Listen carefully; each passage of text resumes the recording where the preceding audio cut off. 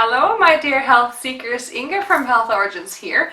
So today I'm trying a new recipe that I found on the website Monkey and Me Kitchen Adventures. How bizarre is this name? But anyway, the recipe I'm trying is healthy vegan pecan sandies. So let's see how it turns out.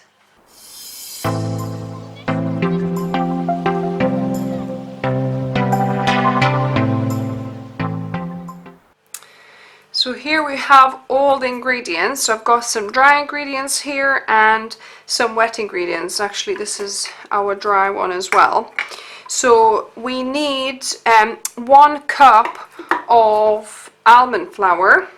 So this is a store-bought, but if you don't have one, what you can do, you could just blitz your almonds. Even with skins, it just means obviously it'll be darker, or you can blanch your almonds and then, you know, dry it out and then mill it up. So we've got the 1 cup of almond flour. Then we've got half a cup of oats that I've just kind of milled in my kind of spice grinder a little bit to break it up. So we've got half a cup of almonds, oats even there. Then we've got, let me just double check. No, actually it was 1/4 cup of rolled oats, 1/4 cup, sorry, so I'm lying. So 1 cup of almond flour, 1/4 cup of rolled oats, broken up. Then I've got half a cup of brown rice flour, there. Then I've got 1/3 cup, it says maple sugar, but I'm using coconut sugar because I don't have maple and I think it's going to be pretty similar. So 1/3 cup of coconut sugar here, or you could use rapadura sugar, I think as well would probably work. Then I've got 1 teaspoon of baking powder. So I'm gonna put a teaspoon in here, and then half a teaspoon of baking soda. So I'll add about half a teaspoon here. Then what else we've got from dry ingredients? We've got 1 tablespoon, it says flax meal, but I prefer chia seeds, so this is ground up chia seeds, so 1 tablespoon of that, so that'll be acting as our binder. Then half a cup of pecans minced, so these I have ground down. There's actually some bigger pieces. I should have probably ground it a little bit more because it does say fine grounding. At first it said minced, so I wasn't sure, but it does say grind them quite fine. So you probably don't want massive clumps of pecan. Mine are pretty much good, just there are a few bigger pieces, but I don't mind finding a bigger piece in my cookie. So that's that. And then, so this is all for the dry ingredients. So I'm going to give this a mix. So I'm going to mix it up and make sure there's no lumps, because my sugar was a little bit slightly lumpy, and my almond flour too. So this is pretty good now, pretty uniform. So I'm gonna put this aside, and we're gonna now be making our wet ingredients. So I've got 4 medjool dates pitted. Gonna add them. You can put this in a food processor. The recipe says to put it in a food processor, but I'm just gonna do it with my handheld blender. Then I've got half a cup of almond butter. Just double check.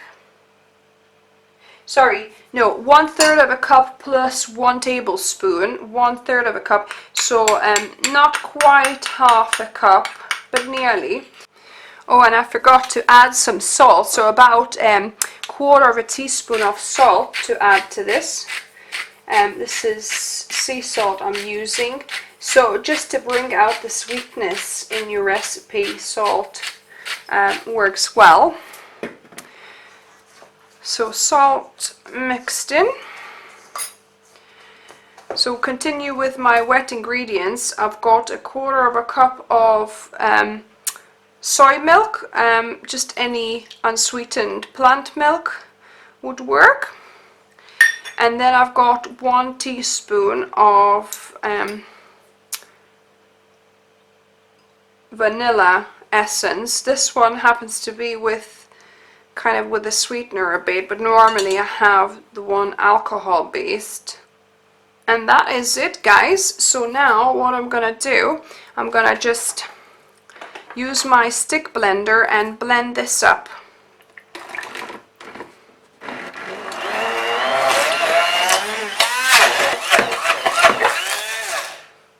Wow, this looks like a sticky caramel mass. I wonder if it tastes a bit like that too. So I'm gonna try and get most of that off. Oh wow, it is delicious. So I'm gonna add the wet ingredients to my dry ingredients, and we're gonna mix it together. I might need to add a little bit more plant milk if it doesn't all stick together into a uniform dough.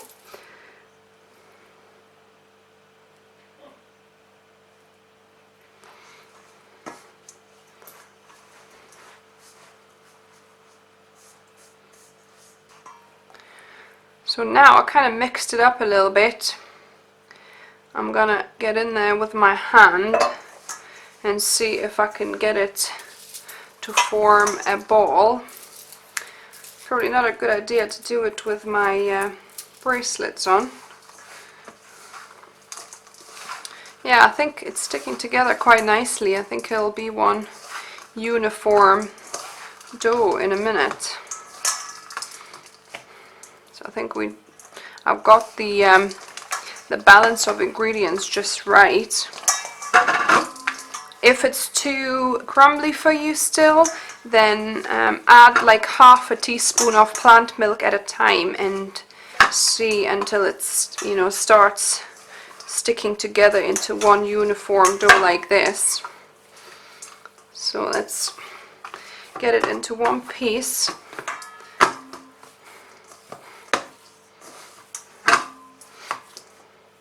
And while we do this, I'm preheating my oven at 175 degrees Celsius or 350 Fahrenheit.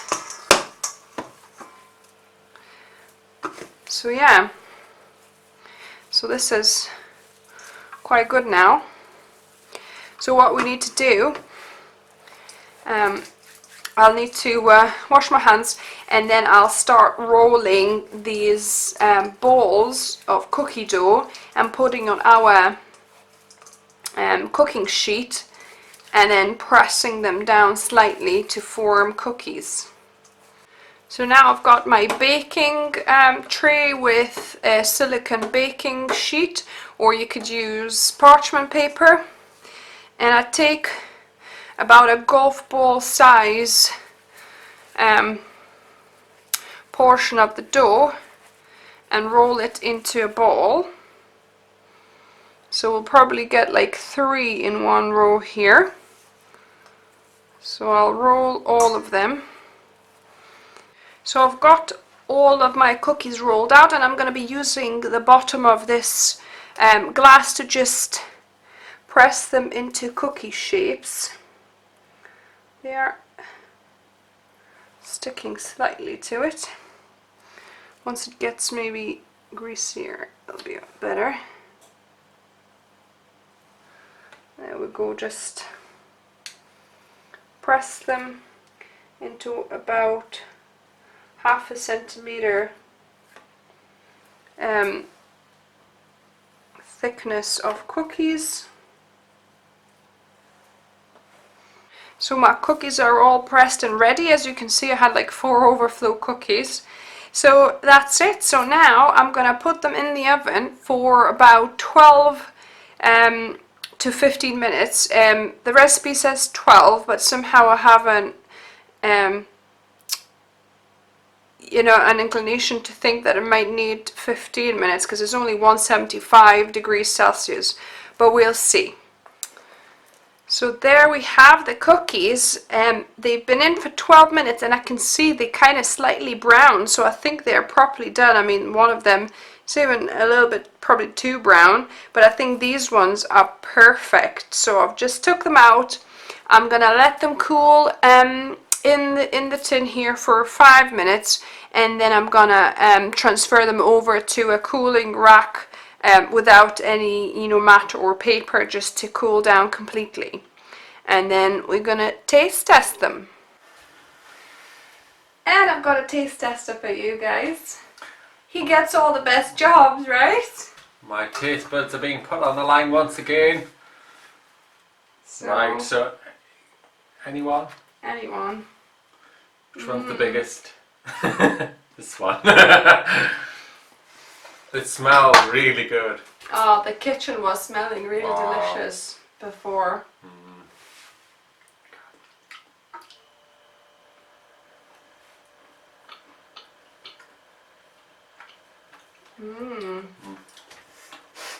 So good. Oh this my is God. really good. And guys, these are gluten free as well, because obviously we're using oats, rice flour, and all the different butters. Well, butters or nuts, sorry. So this is a very nutty cookie. But it's quite light as well. You know, normally when we make cookies they're quite heavy, but these are actually quite fluffy and nice. So yeah, a successful recipe. Thank you to the Monkey and Me Kitchen Adventures website. Oh wow, yeah, good job guys.